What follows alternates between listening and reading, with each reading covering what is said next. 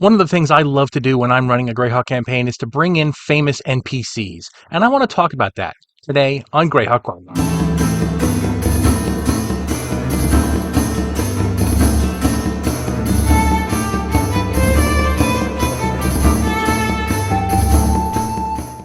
So back in the day, TSR came out with the Rogues Gallery, and while it's a handy thing, it gives you stats and things for if you need a druid here, here's this all the stats you need if you need a fighter and so forth.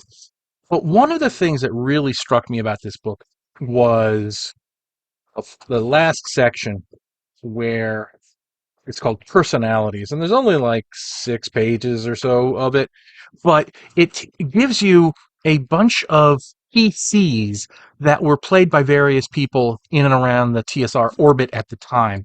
So, Ararat and Big B played by Gary Gygax, um,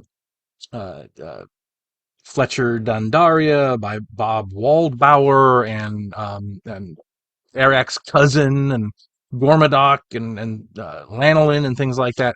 And this was really, really cool because even though I knew that they weren't all in the world of Greyhawk per se, it still gives you a lot of detail, little background. It tells you what magic items they have. Let's just take one for example here. Eric's cousin, the mysterious figure who has never revealed his true name, was once a lawful good magic user. However, an unknown insanity overtook him, and he slew all his henchmen and companions, stealing their goods. After that, he left off being a magic user and began anew as a fighter, eventually to become a double-classed human magic user fighter. Eric's cousin is thoroughly evil, having made a pact with Baalzebul in exchange for the souls of those he slays. Baalzebul has agreed to make a major devil of Eric's cousin when he dies. He is, however, afraid of death, and if there's any means to prevent or delay it, wishes, potions of longevity, etc., he will try to obtain it. And goes on a little more, but you get little ground pieces on all of these different characters. Phoebus is a lizard man, but he's only a lizard man because a druid had to resurrect him and things like that. So it's stuff that came straight out of the games themselves. There's an entry on Robilar by Rob Kuntz. And although later Gary said that these stats weren't entirely accurate because they were actively being, those characters were actively being played at the time, it still gives you really cool ideas of what characters were like back in the 70s. And I guess this was published in 1980, something like that. Let's see, 1980.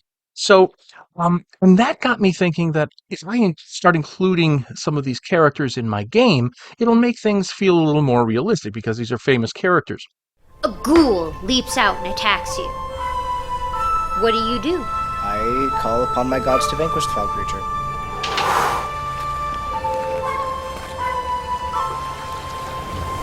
Back, foul beast. The power of my gods compel you. Explore the role-playing game where fantasy comes to life with magic, monsters, and endless options. Adventures Dark and Deep. Available now at adventuresdarkanddeep.com. And the same goes with characters that you find in the novels, right? So there's a host of beautifully developed characters that you could use as NPCs in your game in the Gord the Rogue novels. There's Gellor and there's Curly Greenleaf, and later on we get to see Biffson Digwell, the henchman of Melf, Prince Brightflame, who's Luke Gygax's character, and so on and so on. So we get to see all kinds of different, really well-developed characters, although they don't have stats. Obviously, that's the easy part to do. It's getting that background in those characters and being able to speak in their voice, which is very important. So, and of course, the same goes for characters from modules. If you wanted to bring in Obmi, the dwarf from Hall of the Fire Giant King, who originally appeared in the Dungeons Beneath Castle Greyhawk, although that was never published as such. We got to see him in Hall of the Fire Giant King. It was, so characters like that are very easy to bring into a game. And I really enjoy doing this because it really makes the game feel grounded. It makes it stand out from any other campaign because, any campaign rule is going to have some NPCs, but only the World of Greyhawk is going to have Geller as an NPC. or Curly Greenleaf. Um, it gives it a genuine sense of there is something different here, and this is what it is. It's these characters, and I'm not even talking about the big major, the names of magic users that you see in the spell lists, right? Yeah, you could do this with Mordenkainen and Tensor, and in fact, we see that in a couple of the modules that were published back in the day. Mordenkainen's Fantastic Adventure, and which also had stats for him and certain other things. And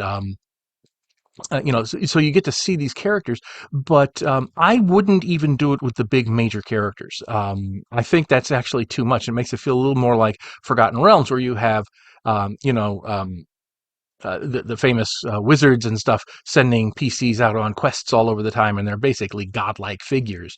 I think you know who I'm talking about.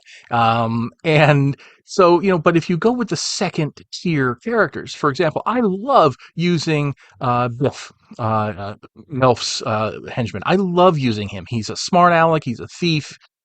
He's good to, you can have him send the PCs on quests or join a quest with the PCs. It's a mission for my master.